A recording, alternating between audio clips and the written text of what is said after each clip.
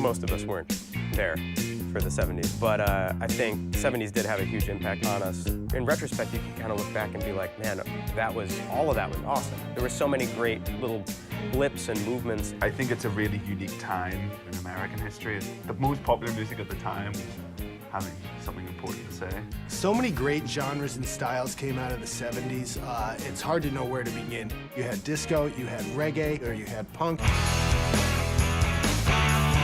It was the first time that I'd seen these guys with spiky hair like wearing swastikas. It was just like taking these symbols and turning them on their heads. And so much of that stuff existed like purposely for shock value. Shock was a huge part of punk. Anything they could do to upset people, they would spit, stick spikes in their noses. The trends at the time, especially in the United States, were denim and bell-bottoms, beards and feathered hair and all that, and punk was just anti all of that.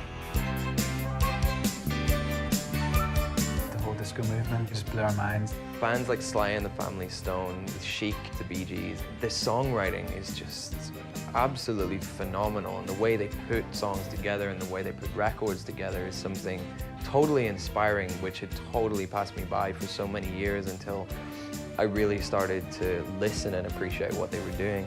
When you look at what Earth, Wind & Fire was doing, I mean, that's awesome music, and that was being called disco at the time. And then there are really genius producers like Giorgio Moroder or I think about Barry White. His stuff is just epic, and that could have happened in no other time. Production-wise, I mean, I think you have some really genius stuff happening that ultimately reverberates all the way through to the 80s, and we kind of forget that Thriller was basically a disco song and how influential a lot of disco was. Kiss did disco. Kiss did disco, Rolling Stones did disco, Rod Stewart did Everyone disco. does disco. And put the disco beat behind anything and it can definitely make it sound a lot cooler. This guy, Nile Rodgers, is this total genius when I listen to what he's done, his music, with Chic and then beyond, with like Bowie and Madonna and all of these greats. That guy has made a hit in every decade for the past 4 or 5. So he's become very strongly influential on how I now see songs. I love Chic a lot, and that was one of the coolest things to ever come out of the 70s. Chic's music was very deceptively complex.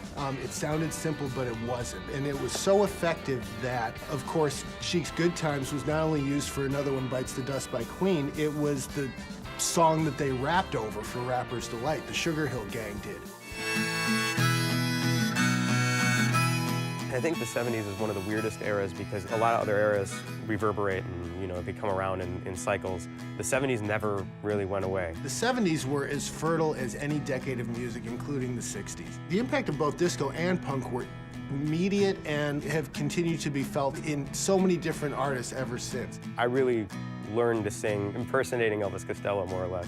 And I think that had a big influence, too, on the way that I interpreted Pete's lyrics. Elvis Costello had in the 70s especially, the lyrics could be so brutal and so raw and open and angry, but he would put it over a really catchy melody and a really, essentially a pop song. And that felt so natural to me. Those original arena rock bands from the 70s, I think they posed this challenge to other bands as to going out there and playing these great songs and entertaining an entire arena full of people. When you look at Queen, that's a band that experimented with disco, that experimented with rockabilly, they experimented with everything, and I think that's some hip-hop group. Yeah, totally. Show tunes. Yeah. Freddie Mercury was a complete original as a frontman. He brought a classical influence to both his singing and to his piano playing. He was an incredibly compelling live performer. He also made it okay for a man to wear a ballet tutu. Freddie Mercury had an ability to be hyper-musical. He also brought the idea of Broadway into rock and roll without somebody as proficient and charismatic as him to have done that. I'm not sure would have made as smooth of a transition into rock music. Opera too. Yeah. He was just fearless, to do anything and do it the best. And I think it's something that is very influential on Fall Out Boy.